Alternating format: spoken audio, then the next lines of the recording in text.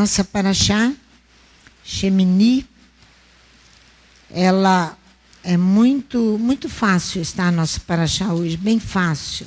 Nós precisamos, quando o Espírito do Eterno nos ensina, fica fácil de montar e de aprender, não é? Mas a paraxá, ela dá uma introdução. Você pode olhar aqui no capítulo 9 e guarda só uma frase. Olha aqui. Moisés, ao 8º dia, Moisés chamou Arão, seus filhos e os anciãos de Israel. Os anciãos de Israel, Moisés chama. Os anciãos de Israel. Ao inaugurar o santuário, ao oferecer aqui os primeiros sacrifícios, inaugurar a instituição sacerdotal com todo o seu serviço. Essa é uma instituição divina para Israel e para o mundo, de benefícios. Apresentados os sacrifícios pelos sacerdotes regularmente no templo e ordenados, é tudo o que vai se tratar aqui no capítulo 9. O povo de Adonai encontra aqui o centro da sua eleição. O povo de Adonai encontra nesses serviços e nesses sacrifícios o centro da sua eleição. Adonai habita no templo e no seio dos homens, abençoa os homens e a alegria atinge o auge aqui. Você verá. Veja comigo o capítulo 9, no versículo 22. Eles acabam de oferecer todos os sacrifícios. Adonai vai habitar, Adonai vai abençoar e algo maravilhoso acontece. Depois Arão levantou as mãos ao povo e o abençoou, está vendo? Desceu, havendo feito a oferta pelo pecado, o holocausto, as ofertas pacíficas, Moisés e Arão entraram na tenda da congregação. Quando saíram, abençoaram o povo e a glória do Eterno apareceu a todo o povo. Adonai habita, elege o seu povo e abençoa o seu povo. Então, fogo irrompeu de diante do Eterno, consumiu o holocausto, a gordura sobre o altar, o que vendo todo o povo jubilaram e prostraram-se sobre os seus rostos. Eles viram a glória de Adonai aparecer ali, a aprovação dele a toda a obra, a todos os serviços. Então há um júbilo intenso. Mas ao mesmo tempo vai haver agora uma correção por causa de um fogo estrangeiro que é oferecido ao altar. Esse texto é altamente conhecido dos comentadores da Bíblia, dos estudiosos da Bíblia, de você e de mim. Mas, Nadab e Abiú, capítulo 10, filhos de Arão, tomaram cada um seu incensário, puseram neles fogo, puseram incenso sobre ele e trouxeram fogo estrangeiro perante a face do Eterno. Os filhos de Arão, Nadab e Abiú, pegam cada um o seu incensário, e nele põem fogo e colocam incenso. Eles apresentam diante de Adonai um fogo estrangeiro, que não lhes tinha ordenado. Tudo que fala de um serviço estrangeiro fala de idolatria. Tudo que fala de um serviço estrangeiro fora dos padrões da Torá fala de idolatria. Então a oferta é chamada aqui de fogo estrangeiro. Esri Zara, isto é, um sacrifício oferecido a ídolos. Ora, como? Acabou-se de inaugurar o serviço sacerdotal, houve uma aprovação de Adonai, houve uma bênção de Adonai, a eleição de Israel aqui se encontra no centro da sua eleição, como, pastora Sandra, um sacrifício a ídolos. Um sacrifício a eles mesmos, você verá. Em desacordo com as regras e com os bons costumes, Arão, o designado a oferecer e queimar incenso no altar de ouro, ele era o único. Vamos ver isso comigo? Os meninos vão ultrapassar a autoridade do pai e vão oferecer sacrifícios. Eles oferecem ali, eles desrespeitam o pai. Olha o que diz a Torá em Êxodo 30. quem tinha que oferecer sacrifício ali. Êxodo, capítulo 30, do versículo 6 ao versículo 10. A iniciativa dos filhos pode, então, ser considerada como um ato de rebelião contra o pai. Vou repetir. A iniciativa dos filhos pode ser considerada como um ato de rebelião contra o pai. Por isso que é um sacrifício estrangeiro, um ato de idolatria. Olha aqui o que diz o capítulo 30, a partir do versículo 6. Porás o altar diante do véu, que está junto à arca do testemunho, diante do propiciatório que se acha sobre o testemunho, onde eu virei a ti. Arão queimará sobre ele o incenso das especiarias cada manhã, quando puser em ordem as lâmpadas.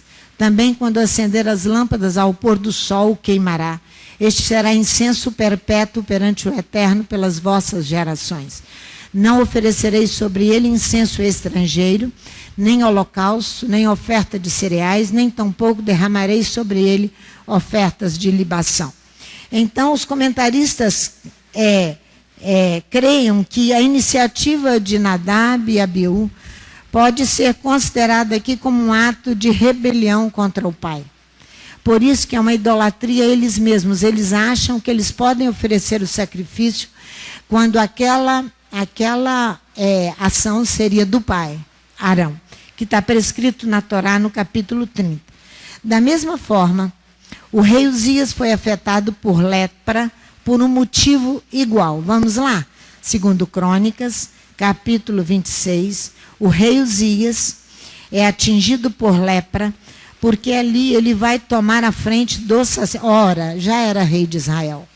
Para que ele queria duas funções?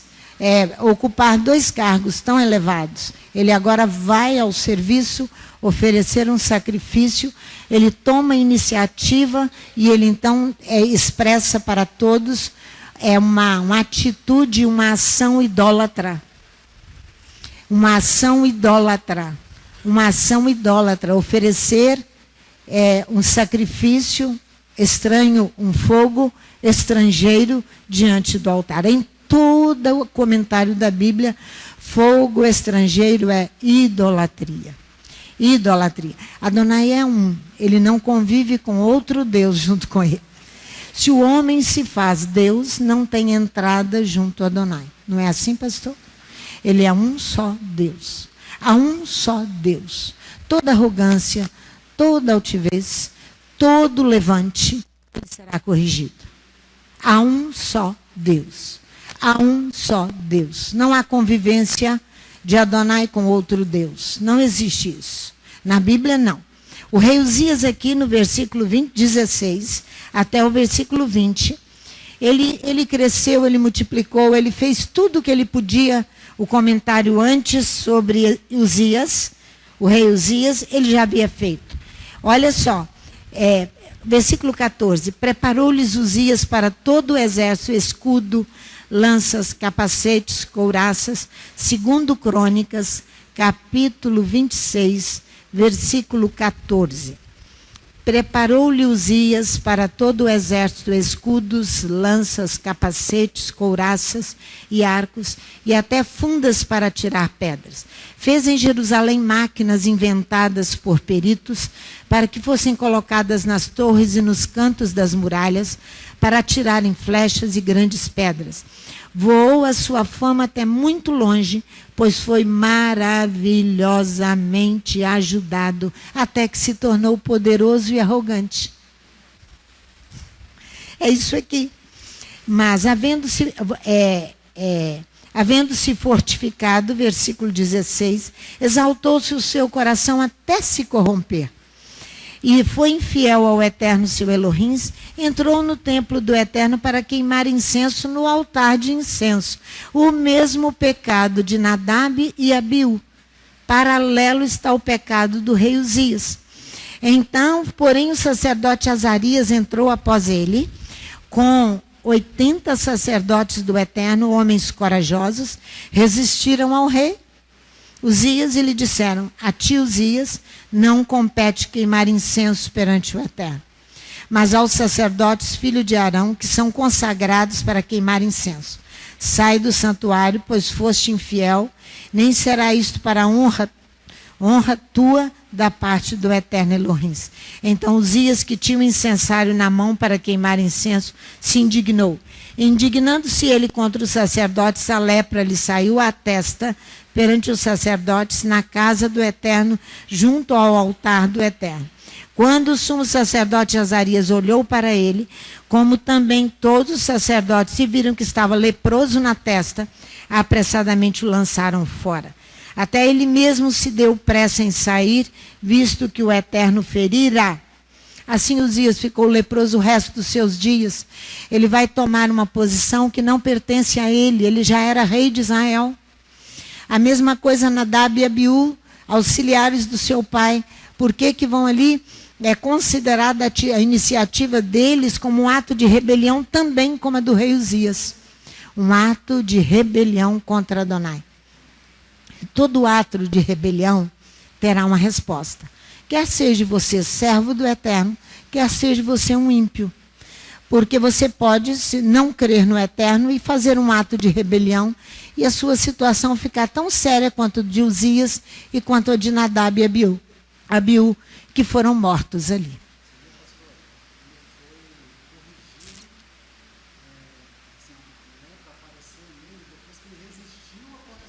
Isto.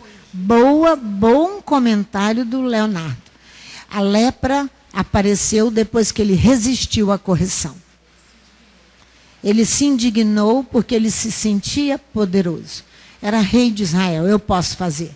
Não. As coisas são muito bem ordenadas na palavra, cada coisa no seu devido lugar, cada um no seu lugar para fazer as coisas. A idolatria, os comprometimentos com a idolatria são chamados no hebraico de aboda zara, culto estrangeiro, todo envolvimento com a idolatria, culto estrangeiro.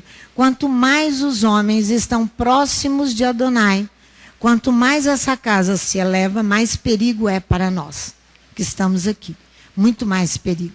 Porque temos que obedecer e entender aquilo que o Eterno tem para nós, porque nós temos contato com aquilo que é sagrado.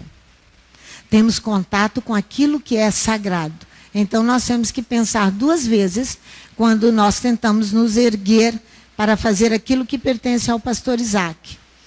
Olha no Levítico, no versículo 2. Volta lá comigo. No Levítico, capítulo 10, versículo 2. Olha aqui. O que vão acontecer com esses dois jovens? Um fogo sai de diante de Adonai. Devora-os e eles morrem diante de Adonai. Olha só. Um fogo, como está escrito aqui na sua Bíblia e na minha, as tradições comuns. Então irrompeu o fogo diante do Eterno e os consumiu e morreram perante o Eterno. Morreram os rapazes. O livro de Crônicas ainda vai mais além. Eles morrem sem descendência. Isso é ruim diante do Eterno. Isso é ruim, vamos lá ver? 2 Crônicas, capítulo 24. O livro das Crônicas fala que eles morrem sem descendência. Duro, né, pastor? Duro. Versículo 2. Não, 1 Crônicas, desculpe-me, irmãos. Fala, pastor. 1 Crônicas. Partindo de um princípio que é mandamento ter filhos para deixar todo esse legado, né? Como, pastor? Partindo de um princípio que é mandamento ter filhos para deixar esse legado. Então, quando isso é cortado, é maldição mesmo, né? Partindo do princípio que o pastor está falando, que é mandamento ter os filhos. Se você foi cortado de tê-los, olha aqui, é muito sério isso. Capítulo de 1 Crônicas 24. Quanto aos filhos de Arão, foram essas as suas divisões. Os filhos de Arão foram Nadab, Abiú, Eleazar e Itamar. Nadab e Abiú morreram antes de seu pai, não tiveram filhos, assim Eleazar e Itamar exerciam o sacerdócio. Então o livro de Crônicas ainda vai narrar mais esse detalhe muito importante. nós podemos entender que Nadab e Abiú, como também o rei Uzias, faltaram com respeito a. Vamos analisar? Nós podemos entender que Uzias, Nadab e Abiú faltaram com respeito a quê? A instituição divina do sacerdócio, instituição divina para Israel e para o mundo, do sacerdócio. Segundo, faltou com respeito à autoridade, faltou com respeito à autoridade levantada por Adonai, faltou com respeito à autoridade levantada por Adonai, faltou com respeito ao idoso Arão. Faltou, hein? Deixou de observar a lei do templo, mas ele falta com o idoso. Arão aqui já é um homem mais velho, nas lutas com Israel, idoso. Idoso. Vamos voltar à Torá para nós entendermos isso melhor. Levítico 19. Levítico capítulo 19, versículo 32. Nós precisamos aprender alguns detalhes pequenininhos, porque esses detalhes pequenininhos, eles nos fazem errar grandemente, porque quanto mais você se aproxima daquilo que é sagrado, mais perigo você corre. Levítico 19, 32. Diante das cãs te levantarás, honrarás a face do ancião. Lembra que eu disse lá em Levítico 9, versículo 1, Moisés reúne os anciãos de Israel. Os homens, não quer dizer isso cabeça branca, quer dizer sabedoria, envergadura espiritual. O que é uma envergadura espiritual? Uma experiência espiritual profunda. Dentro de um contexto bíblico, é assim que a Bíblia vê. Diante das cãs te levantarás, honrarás a face do ancião e temerás o teu Elohim. Eu sou o eterno. Em outra tradução diz assim, diante do senil tu te levantarás. Engrandeces as faces do ancião. Engrandece as faces do ancião. Estremece diante de teu Elohim, eu, Adonai. Diante do senil no hebraico significa seba. Deve ser traduzido de acordo com o árabe, shibane, que quer dizer idoso. A palavra idoso não denota como se geralmente se admite uma pessoa velhinha, que eu tenho que amparar, nada disso. A palavra shibane no árabe, idoso, não denota isso. A ideia de cabeça branca ou simplesmente um envelhecimento e um corpo cansado e desgastado das lutas, não é isso. No idoso shibane, no árabe, a tradição de Israel respeita o homem que adquiriu sabedoria, maturidade espiritual e física. Você deve respeitar. O respeito aos idosos, nós vamos lá daqui a pouco no Novo Testamento, voltando a Mateus 15 para você entender essa lição. E o desrespeito de Nadab e Abiú. O que eu disse para vocês? 4 itens nós vamos citar que houve aqui um desrespeito, não foi assim que nós declaramos, ensinamos a vocês.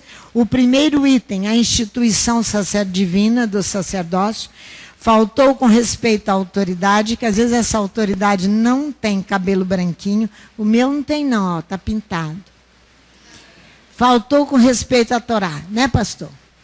Faltou com respeito à Torá. E aqui, irmãos, o respeito ao idoso é da mesma natureza que o respeito ao pai e à mãe. Êxodo capítulo 20. Aqui, no Levítico 19, o código sacerdotal é o mesmo respeito ao pai e à mãe. O idoso tira sua força de sua experiência e de sua sabedoria. Que é sabedoria? Temor a Elohim. O princípio da sabedoria é temer a Elohim. O princípio da sabedoria é temer. É o mínimo que eu tenho para fazer. É temer Adonai. Então, ele tira a sua força dessa sabedoria e da sua experiência.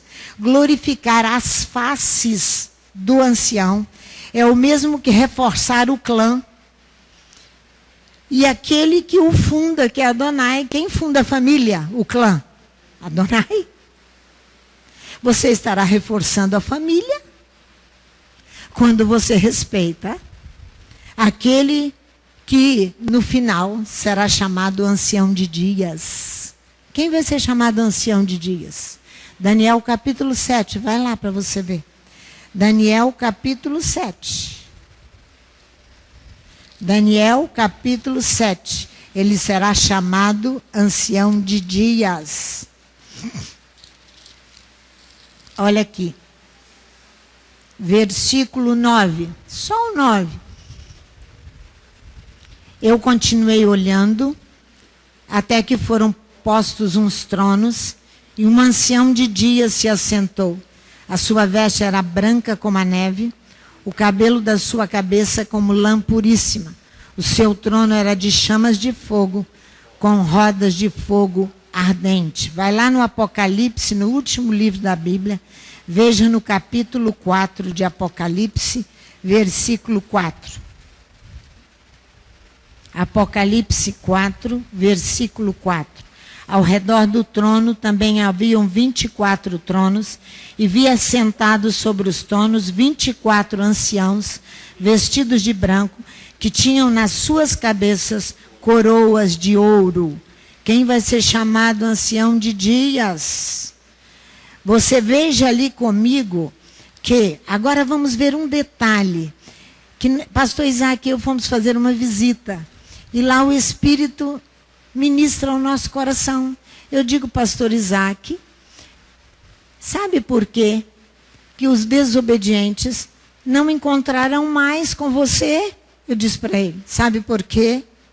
Sabe por quê? Porque te desrespeitaram a sua autoridade. Eu disse para ele. Vamos ver isso em Êxodo no capítulo 10. Êxodo capítulo 10. Aqui nós temos um detalhe muito importante que eu quero te perguntar, que aqui, qual era a idade de Moisés, ali na praga das trevas, que você acha que ele tinha de idade? Se ele era ou não era um ancião? Ancião, com toda a sabedoria, com toda experiência espiritual e física, 40 anos em Midian com Jetro, aprendendo a conduzir ovelhas. Ele adquiriu o quê? Experiência. Não era mais aquele Moisés que chegou em Midian, apaixonado por Zípora. Aqui ele está diante de Faraó, continuava apaixonado ainda, que ele vai se desligar mais tarde, ela será recolhida e ele permanecerá mais um ancião.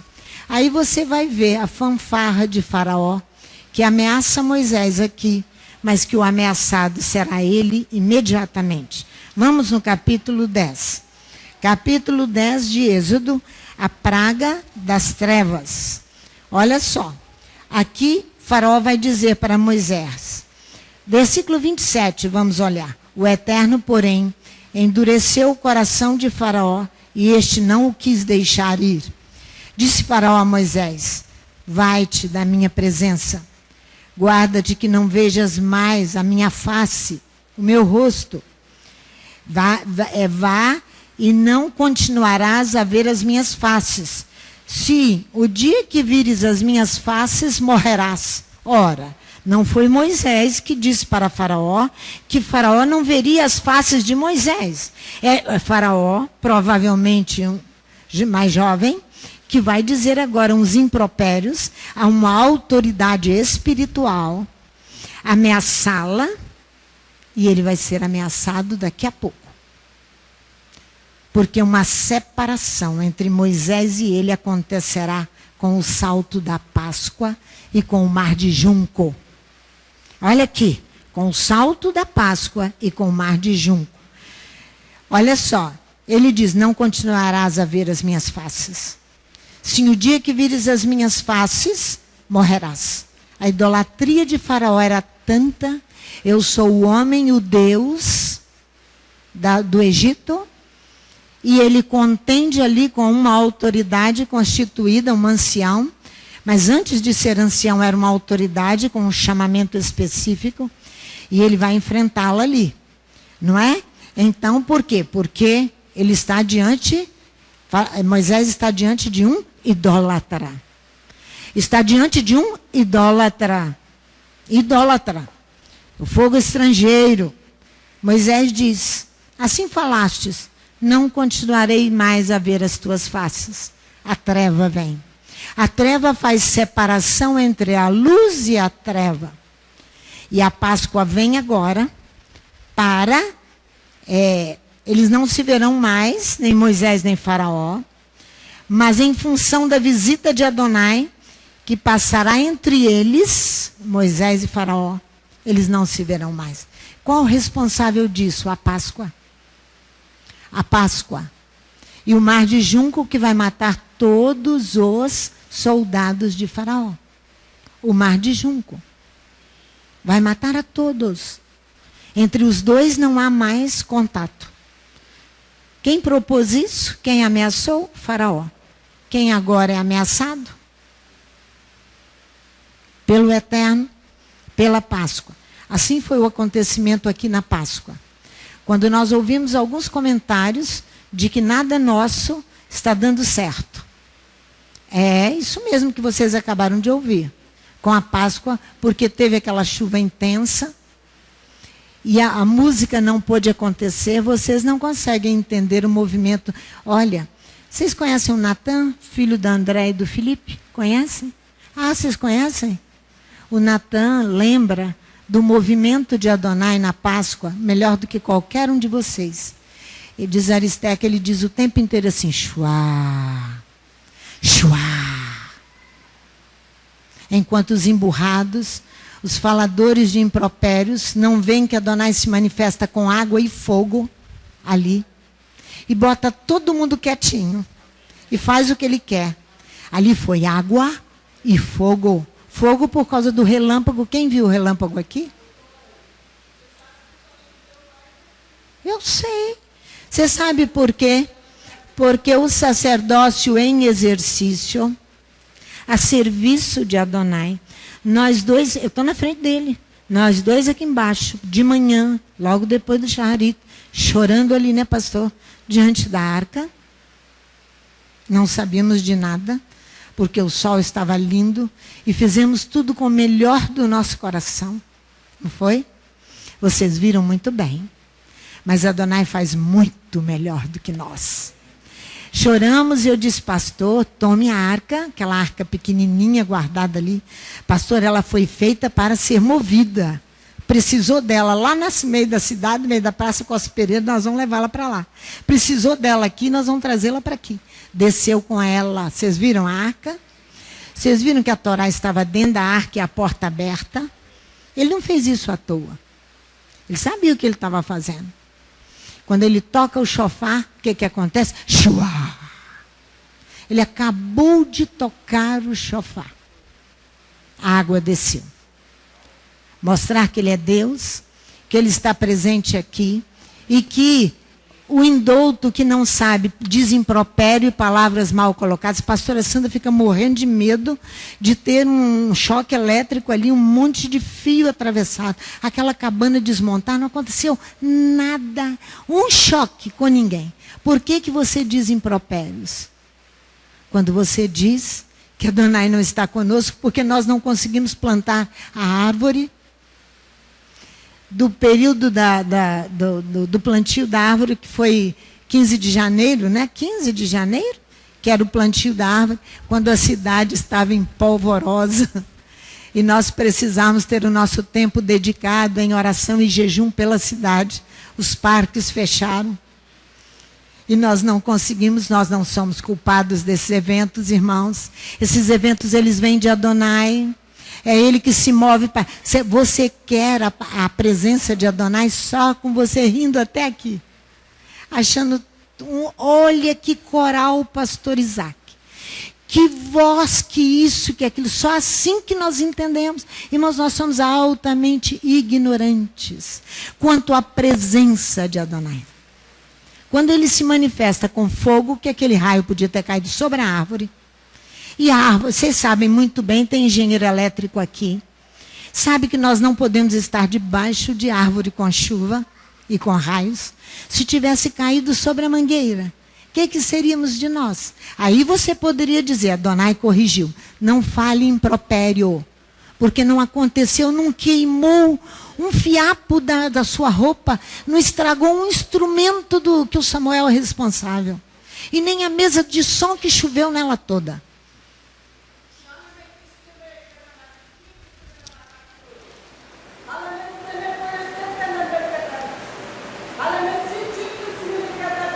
Nós não podemos medir as coisas do Eterno segundo a nossa medida.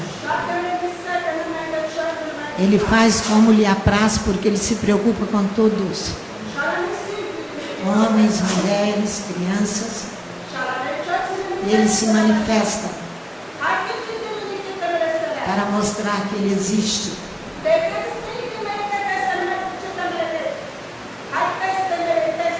Nós temos que ser testemunhas fiéis destas coisas e nós deturpamos aquilo que Adonai faz. Então, nós temos que enxugar essas coisas. Amém. Esses excessos que tem na nossa vida, enxugar é o excesso. Então, você verá que o falso profeta, com o seu fogo estrangeiro, ele vai bater nas faces de Micaías. Vamos lá, para você ver. 1 Reis, capítulo 22. Ele, ao invés de engrandecer a face de Micaías, que tinha toda a autoridade de Adonai para fazer o que estava fazendo, ele vai dar na face do profeta. Ele vai dar na face do profeta. Olha aí, 1 Reis, capítulo 22. Primeiro livro dos Reis, capítulo 22. Você verá aqui no versículo 24. Olha para você ver. Então Zedequias, filho de Kenaaná, chegou, feriu a Micaías na face e disse: porque passou de mim o Espírito do Eterno para falar a ti. Olha que arrogância. Olha que arrogância. Olha que arrogância. Olha que arrogância. Toda arrogância terá a sua correção. No limite da forma com que ela se impõe, ela será corrigida. Então ele vai atingir a face de um profeta, um ancião, considerado um ancião, um homem em sabedoria porque temia a Deus, um homem experimentado na vida espiritual e física, era Micaías, vai apanhar aqui de Zedequias. Zedequias andava com chifres na cabeça para exaltação dele mesmo. Agora eu quero ir com você, que os fariseus vão falar sobre essa tradição dos anciãos. Vamos lá, Mateus capítulo 15. Mateus capítulo 15, que nós já olhamos outro dia, aí umas semanas atrás. Mateus capítulo 15. Nós estamos falando aqui de ancião. Eu comecei a paraxá dizendo para você, preste atenção no primeiro versículo da paraxá. Moisés reúne os anciãos de Israel, os que tinham autoridade, os que eram submissos a Adonai, não eram os de cabelos brancos. Porque você pode muitas vezes ter o cabelo branco e não ter autoridade. A nossa posição é respeitar, porque ele é idoso. Mas às vezes ele é idoso, ele tem autoridade, ele tem um chamamento, uma opção de coisas ali. Então aqui diz assim, capítulo 15. Então vieram de Jerusalém a Yeshua alguns fariseus e escribas e perguntaram: por que quebram os teus discípulos a tradição dos anciãos? Eles não lavam as mãos quando comem pão. Nós vamos falar agora mesmo da comida de Levítico 11. Por que eles não lavam as mãos para comer o pão? Está dentro da paraxá. O costume de lavar as mãos, ainda em vigor entre os hebreus, está ligado, ainda estou falando até os nossos dias, ainda em vigor entre os hebreus, está ligado ao caráter sacrificial de toda refeição. Está ligado ao caráter sacrificial de toda refeição. O pão é o alimento específico do homem. Então, ele vai designar a refeição. Ele vai designar a refeição. Por isso que eles vão tocar nessa questão aqui, e essa tradição dos anciãos mantém. Tradição de pessoas com autoridade para tal. Mas você já aprendeu conosco da última vez que nós falamos de Mateus 15, que depois da destruição do templo, quando Israel vai para a Babilônia, é mudada todo um compêndio de uma tradição dos anciãos. E é acrescentado, eu falei, anote isso tudo aí. Muitas tradições que são humanas, que Yeshua vai falar delas aqui agora. E Yeshua responde, explicando agora e contestando. Veja o versículo 3 e 4. Explicando e contestando. Ele, porém, lhes respondeu, por que quebrais vós também o mandamento de Elohim por causa da vossa tradição? Olha só, pois Elohim ordenou, honra teu pai e a tua mãe, e quem maldisser ao seu pai e a sua mãe, certamente será morto.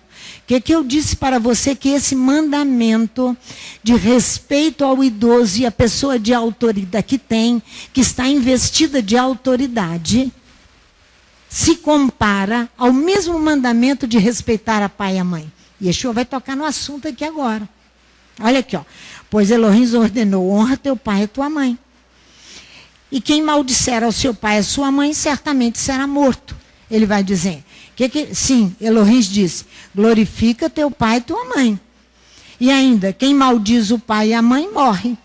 Yeshua condena aqui, irmãos, veementemente as tradições paralelas, que deixou a tradição dos anciãos, de homens respeitados, de homens investidos de autoridade, de homens de estirpe.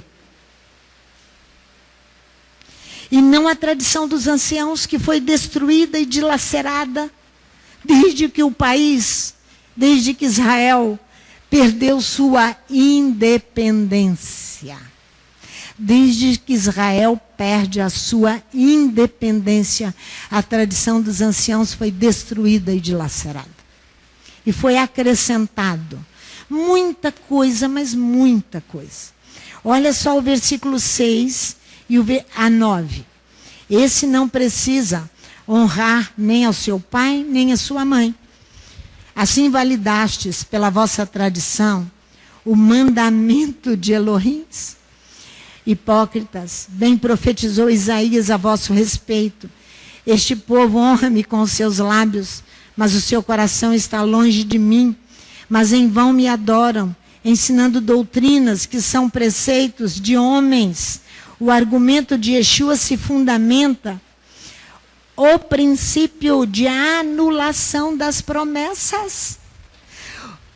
A tradição dos anciãos marca as promessas de Adonai, está falando dos pais hebreus também, que a comunidade de Yeshua desrespeita totalmente e inventa novos pais, os pais romanos, e desrespeita a tradição dos anciãos.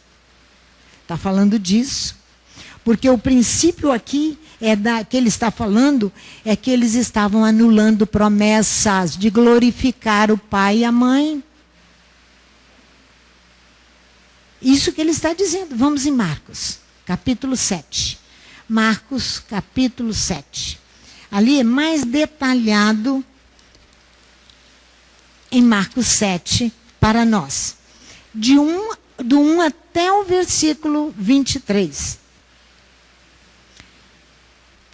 Diz para o seu vizinho, os ritos físicos só atingem o físico.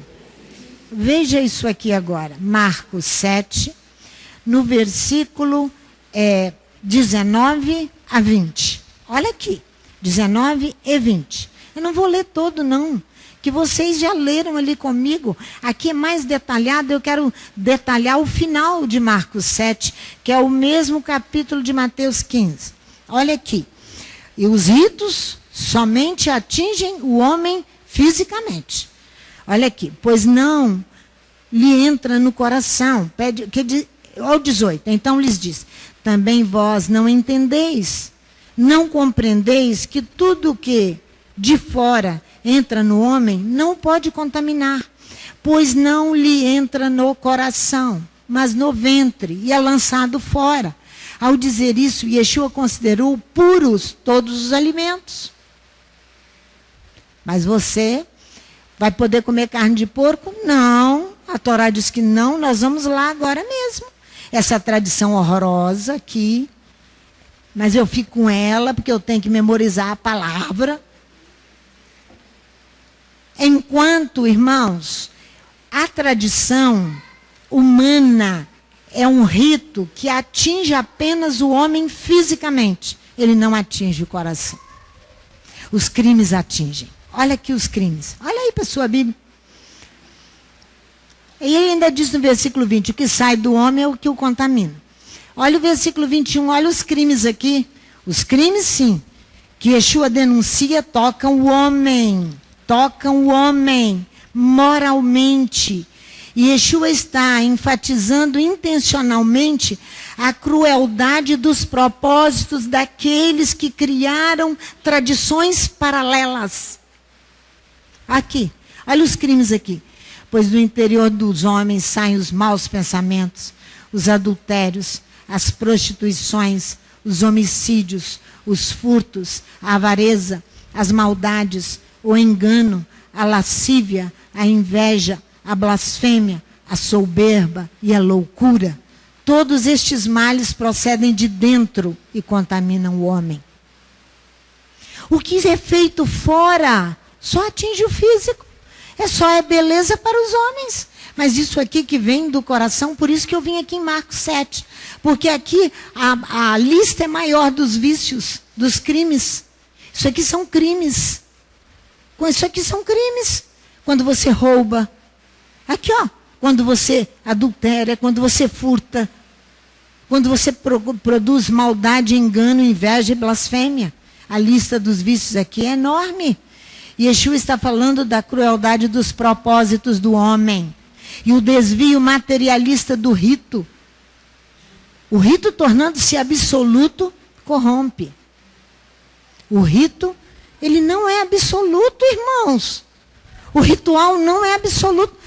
Adonai faz uma suspensão ontológica da lei para salvar uma vida.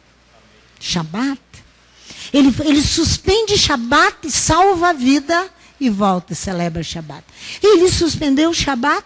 Não. Ele suspendeu temporariamente para salvar uma vida. Por isso que o rito, ele não é absoluto. Vocês entenderam o que eu estou falando? O rito não é absoluto. Não é absoluto. O que é uma coisa absoluta?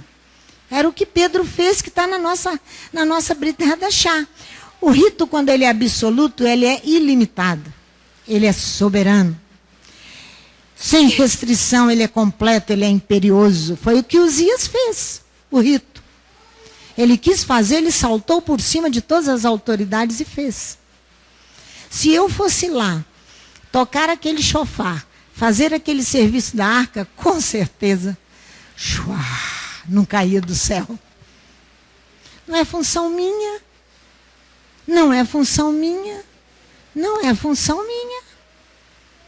Então, vocês estão entendendo? O que é imperioso é que não pode padecer de contradição. Não é assim o rito, irmãos. Ele pode ser suspenso. Vamos ver Atos capítulo 10. Pedro aqui na nossa paraxá, porque nós estamos falando de comida. Yeshua está falando de comida. Pedro vai ouvir aqui agora de comida. Ora, Pedro nunca comeu porco, e a Bíblia não autoriza comer porco, nem camarão, nem isso, nem aquilo. Está tudo ali em Levítico 11. Nós vamos concluir com Levítico 11. Mas naquele momento, ele teria que sentar na casa de Cornélio e comer o que Cornélio oferecesse, irmãos. Suspensão ontológica para pregar a palavra, para anunciar o reino. Aqui, ó, capítulo 10 de Atos. Olha só, versículo 9, nós vamos ler um pedacinho, porque não há necessidade, vocês conhecem. Isso é discussão infindável pela comunidade Yeshua, que come de tudo, que não respeita as leis alimentares, que nós vamos terminar com Romanos 14, para você ver o desrespeito às leis alimentares pela comunidade Yeshua, chamada comunidade, pelos cristãos. Aí eu estendo a mão e abençoo, oro, que a palavra diz que é impuro, é impuro. Você vai mudar a palavra?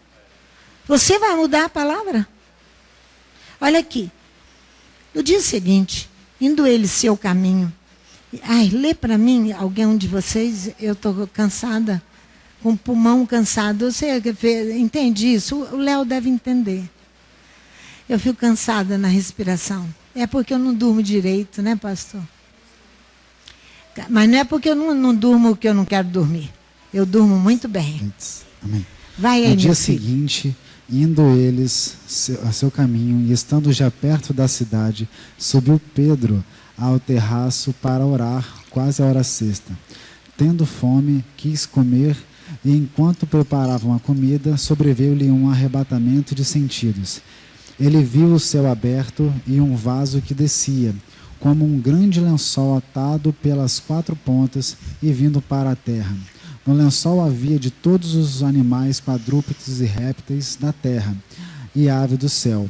Foi-lhe dirigida uma voz: levanta-te, Pedro, mata e come. Mas Pedro disse: de modo nenhum, Eterno, nunca comi coisa alguma comum e imunda. Segunda vez lhe disse a voz: não faças tu comum ao que Elohim purificou. Isto aconteceu 3 vezes. Então o vaso tornou a recolher-se do céu. Estando Pedro meditando acerca do que seria aquela visão que tivera, os homens enviados por Cornélio pararam à porta e perguntando pela casa de Simão. Chamando, perguntaram se Simão, que tinha por sobrenome Pedro, morava ali. Pensando Pedro naquela visão, disse-lhe o Espírito: Simão, 3 homens te procuraram. Olha o número 3, a urgência. Viu ali? 3 homens também que vêm aqui. 3 vezes, não é? Não é 3 Isso, vezes? 3 vezes. Isso. Ele vê a visão 3 vezes. Está vendo? 3 vezes. Olha a urgência da proclamação do nome para a salvação das vidas. Aí vai. Levanta-te, desce e vai com ele, não duvidando, pois eu os enviei. Descendo Pedro para junto dos homens, disse: sou eu a quem procurais. Qual é a causa por que estáis aqui? Eles responderam: Cornélio, centurião, homem justo e temente a Elohim, que tem bom testemunho de toda a nação dos judeus, foi avisado por um santo anjo para que te chamasse à sua casa e ouvisse as tuas palavras. Então, chamando-os para dentro, os recebeu. No dia seguinte, Pedro foi com eles, e foram com ele alguns irmãos de Jope. Amém, meu filho. Viu só? Ali ele vai pregar a palavra, a casa inteira vai retornar para Adonai. A casa inteira. Pedro era um judeu extremamente rigoroso com a legislação de Levítico 11 que nós estamos estudando. Ele não comia bacon, ele não comia nada dessas coisas imundas. Agora ele vai ter que sentar na mesa com Cornélio, receber a refeição de Cornélio e comer ali com ele, e não se escandalizar com nada que Cornélio oferecesse, porque Cornélio não era judeu, não é? Então Cornélio era um centurião romano muito importante, o qual queria ouvir da salvação, e ele ouviu. Vamos concluir ali com Levítico 11. Vamos lá. Levítico 11. Falei para vocês que a lição está facinha. Fácil. Levítico 11. Obedecer às leis de pureza é, antes de tudo, submissão a Adonai. As suas ordens é associar-se à sua obra, purificando-se de toda sujeira. Porque nós encontramos uma sujeira ali no capítulo 10. Os meninos vão desrespeitar ali a autoridade do pai, vão oferecer um sacrifício, um fogo estrangeiro, e voltado para ídolos, Adonai não vai receber. Então, aqui vem logo em seguida um capítulo falando da pureza, das leis alimentares. De acordo com a vontade de Adonai, eu tenho que me livrar de tudo aquilo que vai contaminar a minha vida. Não é? Através das disciplinas da pureza e contaminação, eu terei uma relação melhor com Adonai. Tudo é colocado sobre a mesa. E você olha, e isso aqui eu posso comer, isso aqui não, isso aqui, e você vai comer o que te é possível. Não é? Então essa relação deve ser vivida, essa relação com Adonai, em obediência e fidelidade à sua palavra. O caso das leis alimentares, cuja observação se impõe à mesa familiar. Se impõe à mesa. A mesa pura, limpa de contaminação, se torna um altar. E a refeição um sacrifício.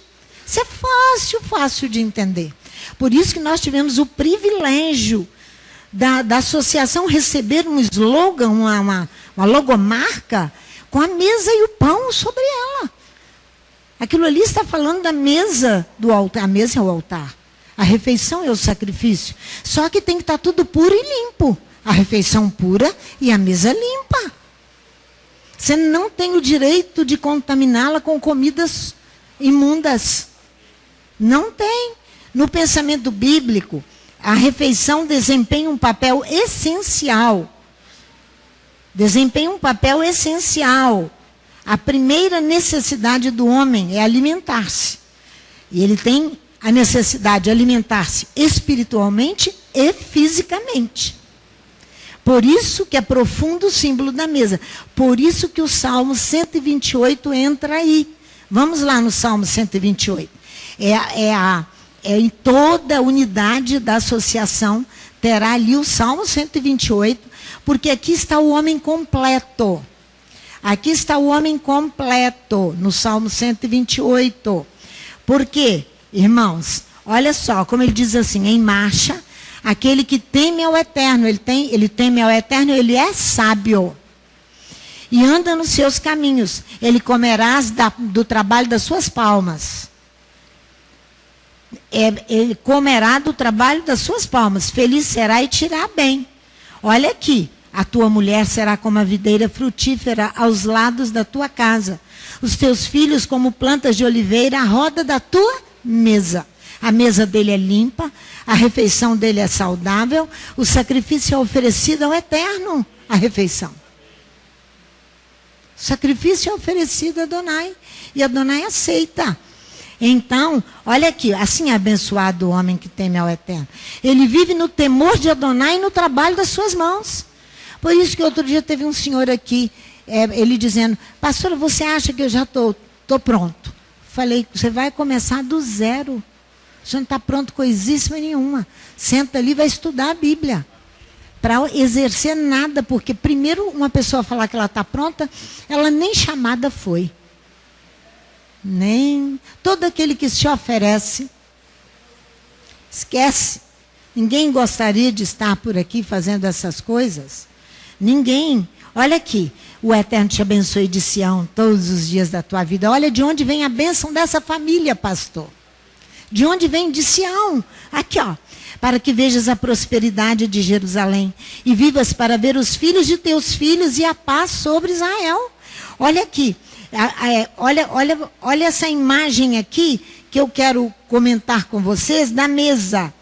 É o lugar da refeição, sacrifício cotidiano que o homem oferece a Adonai no mistério da manducação, no mistério da refeição, da comida universal.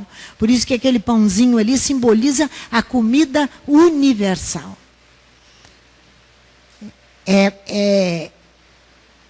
Nós fomos muito abençoados. Esse é o salmo desta paraxá, que vai falar da mesa e da refeição, porque nós estamos falando de comida. Por quê? Volta lá no Levítico 11. Olha só, por que as leis alimentares, por que Adonai exige tanto? O ídolo não vai te exigir isso. Você come porco, lagarto, cobra, tudo, e se enche, faz mal a você mesmo, e não a ninguém, a você mesmo. barata, besouro, tudo, você come tudo. Você gosta de tudo, se enche de carne. Carne fala da força da natureza carnal. Então, por que essas leis sobre alimentação? Por quê? Para a disciplina da carne. Olha para uma mesa cheia de... Eu já comi camarão, já fiz camarão. Foi a primeira coisa que eu tive que deixar na minha vida para retornar. Para retornar. Foi a primeira coisa, foram as leis alimentares. Porque eu teria que aprender a olhar para uma mesa e comer só aquilo que a Adonai me autorizasse ali, pastor. E são leis alimentares. Para a disciplina da carne. Segundo, motivo sanitário. Motivo sanitário. O que é isso? Conservação da saúde individual e pública. Porque se eu ensino errado, eu vou contar. Vocês se lembram de Números capítulo 12? Quando Miriam e Arão ali pecam contra Moisés? Ali é a fala, é a língua que vai pecar contra Moisés. E ali a contaminação é tão grande que Adonai vai agir imediatamente. Imediatamente. Olha aqui no Levítico 11, versículo 43 a 47, para você meditar mais em casa, que nós já estamos quase acabando. Olha só. Irmãos, eu quero dizer uma coisa para você. Qualquer que seja a origem das regras alimentares, essas são dadas a nós, como puro mandamento do Eterno. Não entra o racional do homem para dizer eu obedeço ou não obedeço. Chama obediência de cada um individualmente. Mas é um motivo sanitário. Para a saúde individual e pública. Olha aqui, capítulo 11, versículo 43. Não façais as vossas almas abomináveis por nenhuma criatura que se arrasta, come cobra, come lagarto, nem com elas vos contaminareis para não serdes imundos. Eu sou o eterno vosso Elohim, consagrai-vos e sede santos, porque eu sou santo. Não vos contaminareis com nenhuma criatura que se arrasta. Então a palavra contamina e a comida física também contamina.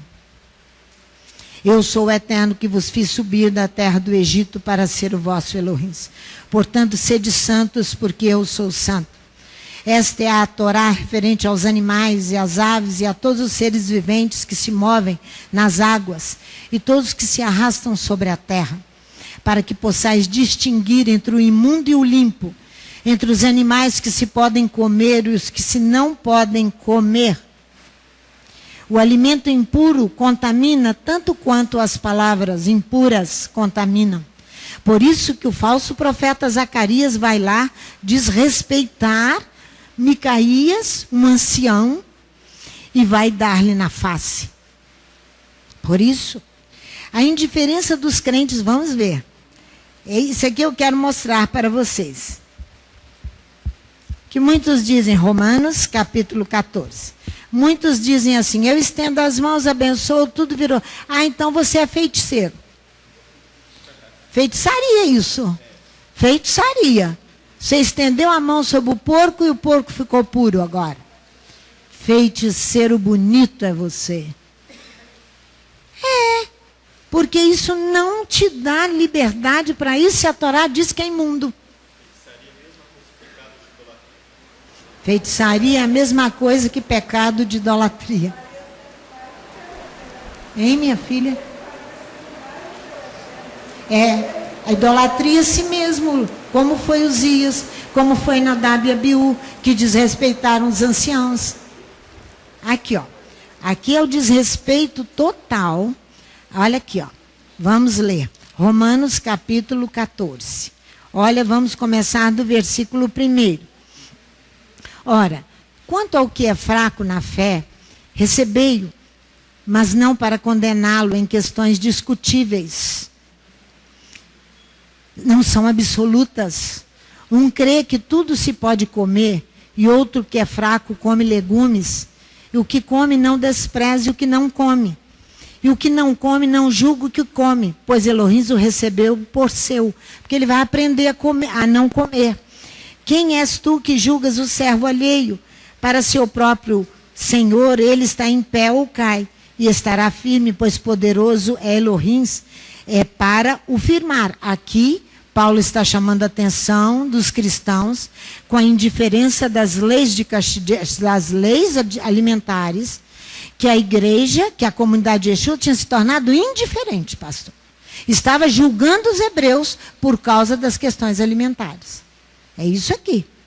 Olha aqui. Um faz diferença entre o dia e dia, mas outro julga iguais todos os dias. Cada um esteja inteiramente seguro em sua própria mente. Aquele que faz caso do dia, para o eterno faz. Quem come, para o eterno come, pois dá graças a Elohim, e o que não come, pois o eterno não come, para o eterno não come, dá graças a Elohim. Pois nenhum de nós vive para si, e nenhum morre para si. Se vivemos para o eterno, vivemos.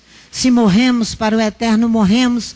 De sorte, quer que vivamos, quer morramos, somos do eterno. Pois para isto Machia morreu e tornou a viver.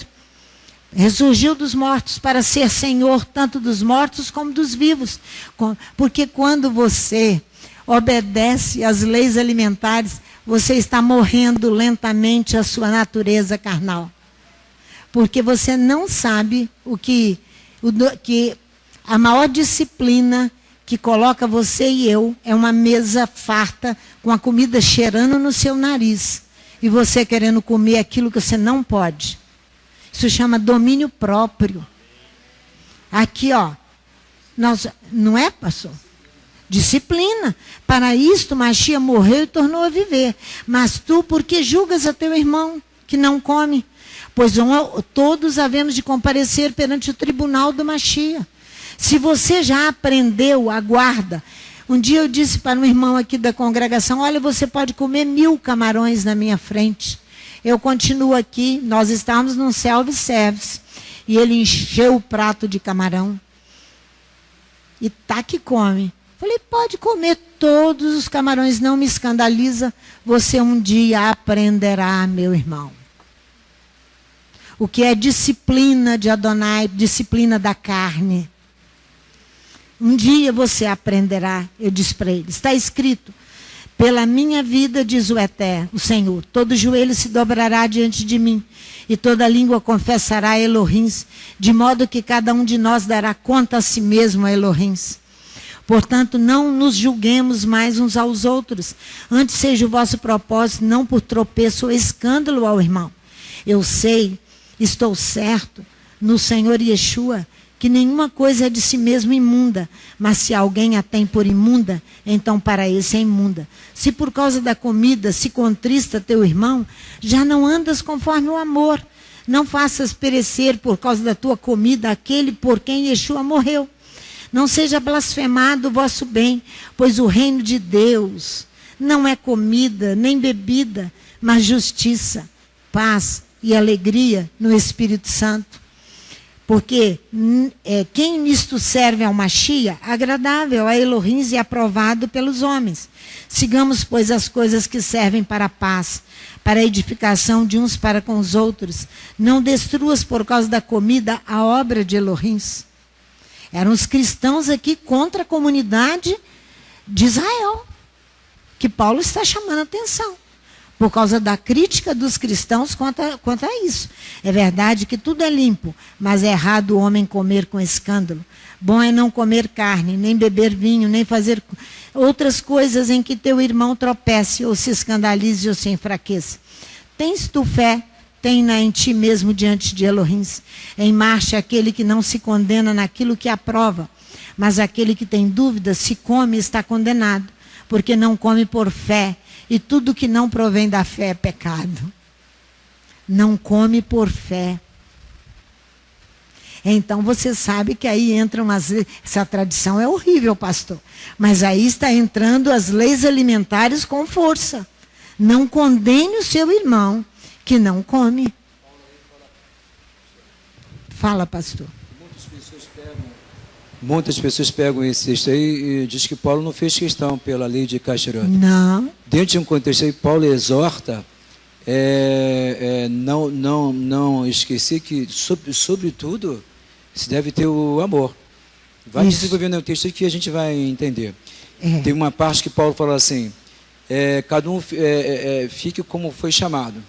Incircunciso, circunciso.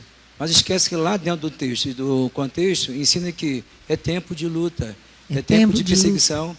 Então não havia tempo para pensar em circuncisão ou não. Exatamente. Entendeu? Aí é a mesma coisa, gente. Temos que amar as pessoas. Isso. Temos que buscá-las, depois ensiná-las. Depois ensiná-las. Fala, meu filho.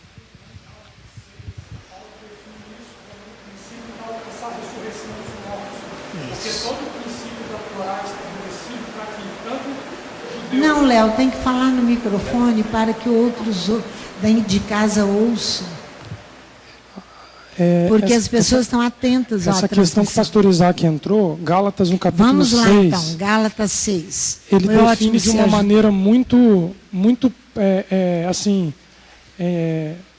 simples de nós entendermos o porquê de leis alimentares, do porquê de respeitar o idoso, como a senhora falou. Se nós olharmos aqui, Paulo é um ancião dentro do contexto do que a senhora falou. Um homem que havia morrido, alcançado sabedoria, independente de cabelos brancos ou não. Amém, né? Léo, amém. Aí Gálatas 6, no verso 15 e 16, ele fala assim, porque no Machia, nem a circuncisão, nem a incircuncisão tem valor, mas sim o ser uma nova criatura. E a todos os que andarem conforme esta regra, paz e misericórdia seja sobre eles e sobre o Israel de Elohim. Ou seja, a circuncisão ou não, não é o ponto da discussão, mas tudo isso vai te levar ao princípio da ressurreição dos mortos. Porque se nós não entendermos que restrição alimentar, que submissão ao idoso, que qualquer outra imposição que a Torá nos coloca é para nos fazer alcançar a ressurreição dos mortos, nós não vamos entender nunca espiritualmente a Torá.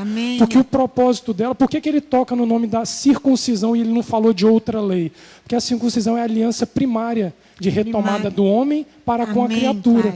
Quando ele chama Abraão na circuncisão, ele está querendo dizer o seguinte, eu dou outra oportunidade à humanidade de me conhecer. E que ela termina na ressurreição dos mortos. Então falar de Torá é falar de morrer para você mesmo e nascer para o eterno. Não tem outra forma. Amém, porque toda aquela elevação que nós vimos ali é porque a natureza carnal não estava morta. Então o homem não se submete. Ele desrespeita o outro, ele violenta o outro e vem com seus atos cruéis que Yeshua está falando. Então nós temos que ter toda sabedoria para podermos, eu estou falando para as pessoas que estão na internet conosco, a morte da natureza carnal é necessária.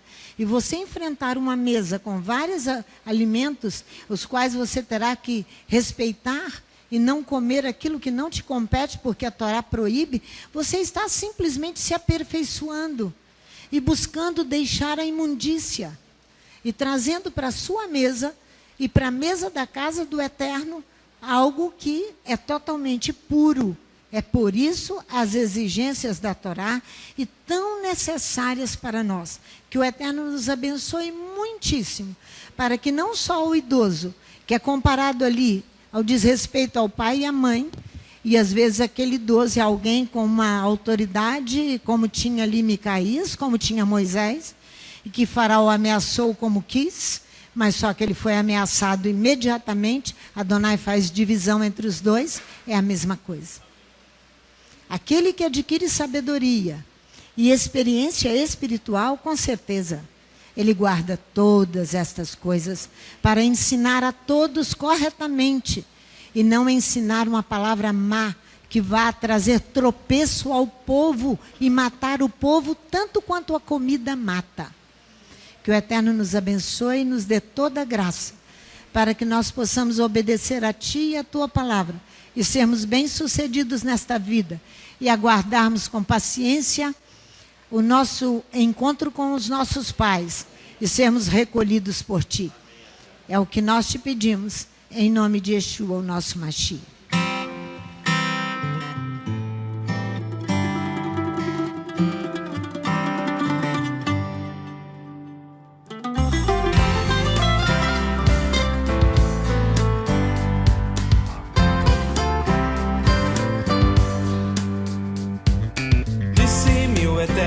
escreva a minha